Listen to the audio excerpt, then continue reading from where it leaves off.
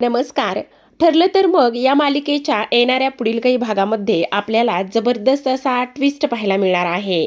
साक्षीला चुगली करत प्रियाने थेट महिपतकडे धाव घेत नागराजचे सगळे दारं बंद केलेले असतात, रस्ते बंद केलेले असतात. सोबतच प्रतिमा सुमनच्या हाती लागलेल्या त्या स्वेटरमुळे सीसीटीव्ही फुटेजमधला खरा गुन्हेगार कोण आहे ते आता प्रतिमाच्या हुशारीमुळे आणि सुमनच्या चालाकीमुळे हे सगळं सत्य अर्जुन, सायली त्याचबरोबर रविराज ह्या सगळ्यांसमोर आलेलं आपल्याला येणाऱ्या पुढील काही भागामध्ये आपल्याला पाहायला मिळणार आहे. तर प्रेक्षकांनो, आपण आत्तापर्यंत मालिकेमध्ये पाहत आलेलो होतो की इकडे आता अस्मिता तिच्या खोलीमध्येच असते आणि तेव्हा सचिनला आता अस्मी कडून जी काही साक्षी आहे म्हणजेच सॅम आहे तिच्याबद्दल थोडीशी माहिती काढून घ्यायची असते.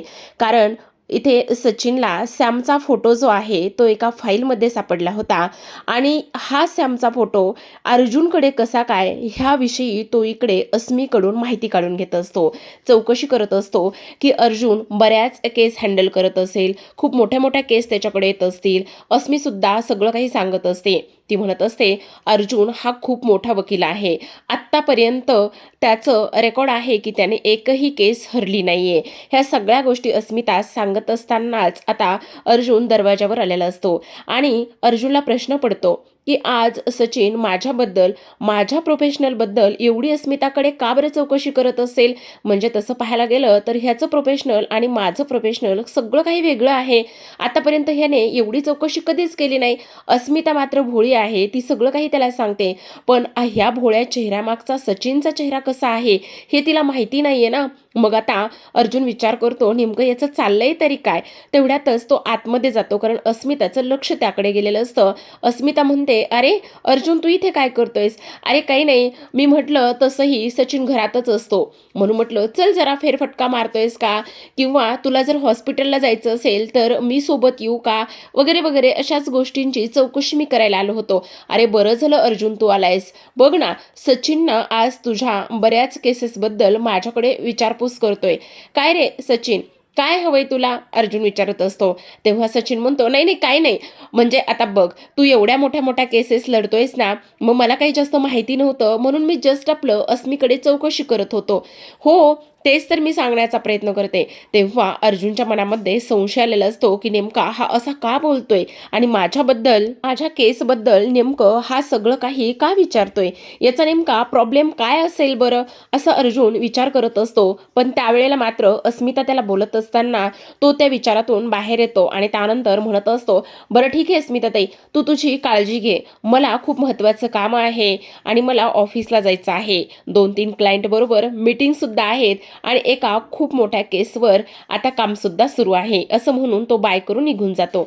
तर आता दुसऱ्या बाजूला आपण पाहतो की इकडे जी काही प्रिया आहे, प्रिया मात्र इकडे तिने खूपच मोठा डाव टाकलेला असतो. कारण आता इकडे प्रियाने साक्षीचा पत्ता शोधून काढलेला असतो आणि साक्षीचा पत्ता शोधून काढल्यानंतर त्याच साक्षीच्या घरी पोलिसांना पाठवलेलं असतं आणि पोलिसांना पाठवल्यानंतर दुरूनच उभा राहून ती पोलीस आणि त्याचबरोबर साक्षीच्या दाराबाहेरचा तिने व्हिडिओ शूट केलेला असतो, ज्यामध्ये पोलीस असं बोलत असतात की हे बघा तुम्ही आतमध्येच आहात, आत्ताच्या आत्ता दरवाजा उघडा आणि तुम्ही आमच्यापासून लपू शकत नाही, ताबडतोब दरवाजा उघडा.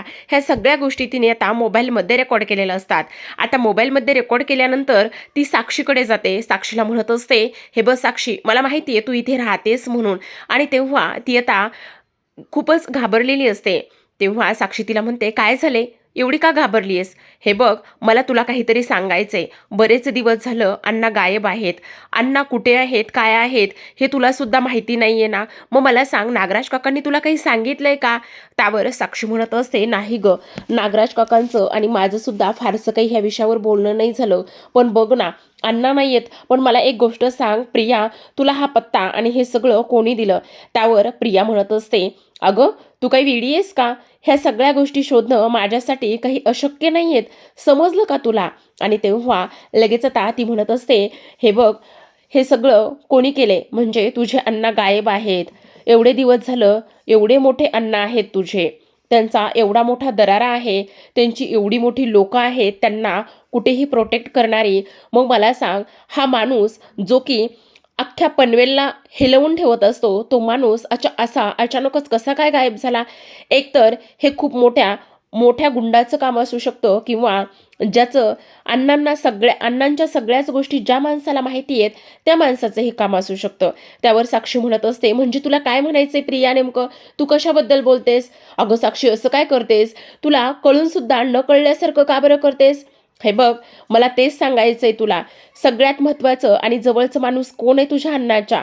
त्यावरती विचार करायला लागते. अगं विचार काय करतेस? नागराज काका. हो, बघ 100% मी खात्रीने सांगते की नागराज काकानेच महिपत अण्णाला किडनॅप करून ठेवलेला आहे.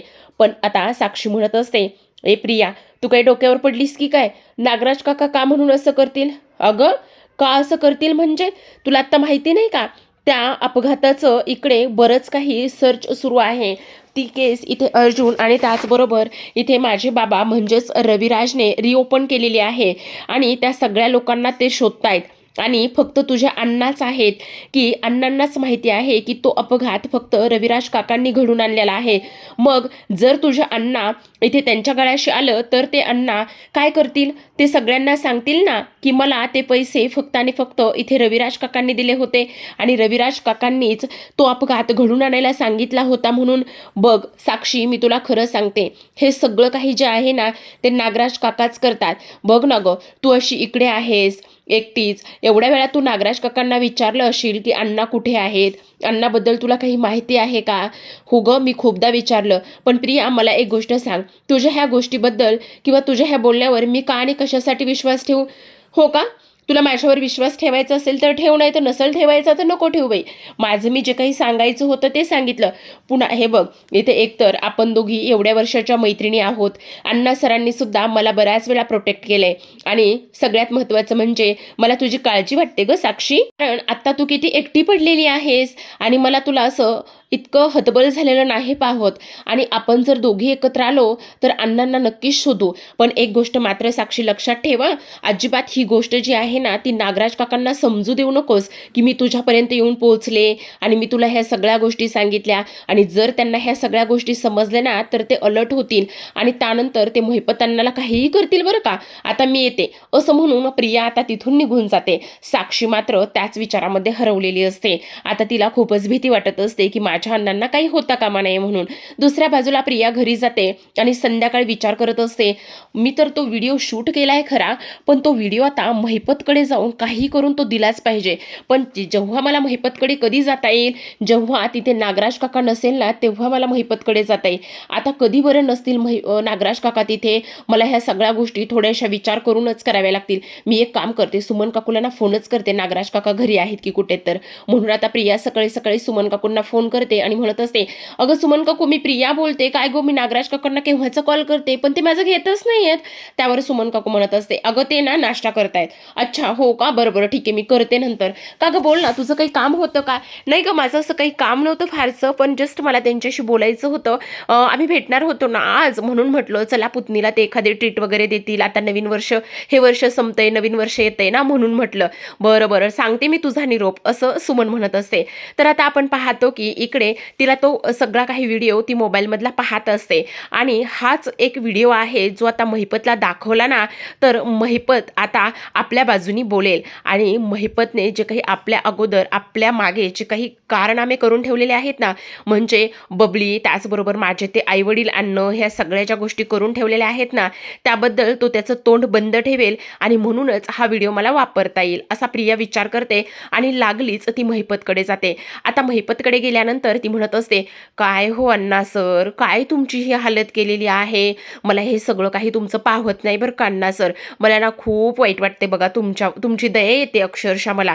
त्यावर आता महिपत म्हणत असतो, अगं याची सुंदरे गप्प बस, उगचच नाही तो आवानू नकोस हा. मला माहिती ना कोणालाही माझी दया येत नाही. तुमच्या ना दिवस भरलेत आता, फक्त तुम्ही मला सोडून तर दाखवा रे. तुम्ही का मला एकदा सोडून दाखवलं ना तर मग मी तुमची खरी मजा घेणार आहे. दाखवा ना मला सोडून.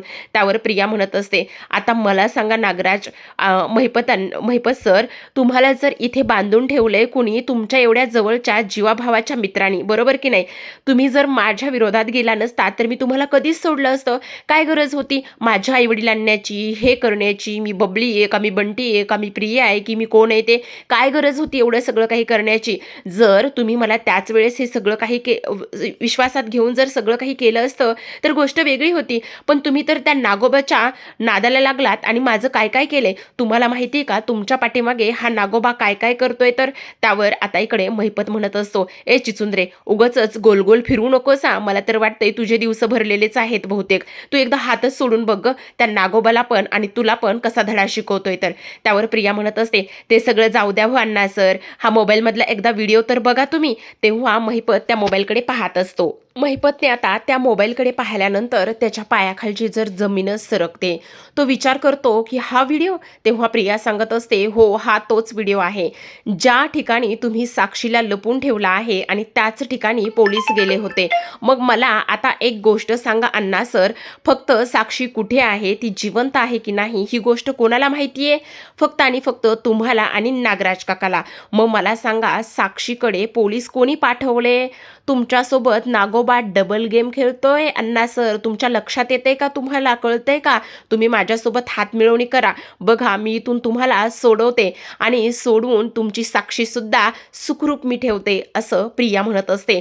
तेव्हा महिपत म्हणत असतो, ए चिचुंद्रे, तुला काय वाटतं हे असले फेक व्हिडिओ कितीही बनवू शकतात? काय असं म्हणताय तुम्ही? आता याच्या पुढचा व्हिडिओ आहे का तुम्ही? तेव्हा लगेच आता प्रिया तो व्हिडिओ दाखवते, ज्या व्हिडिओमध्ये पोलीस म्हणत असतात, हे बघा आम्हाला माहिती आहे तुम्ही आतमध्येच आहात, तुम्ही गुपचूप आणि त्याचबरोबर सभ्यपणाने दरवाजा उघडा, आम्हाला माहिती आहे तुम्ही आतमध्येच आहात. त्यावर हे बोलणं आता आलेलं असतं, त्यामध्ये प्ले झालेलं असतं, आवाज ऐकू आलेला असतो. आता प्रिया म्हणत असते, आता मला सांगा ह्या पोलिसांना पण मीच बोलायला लावलंय का?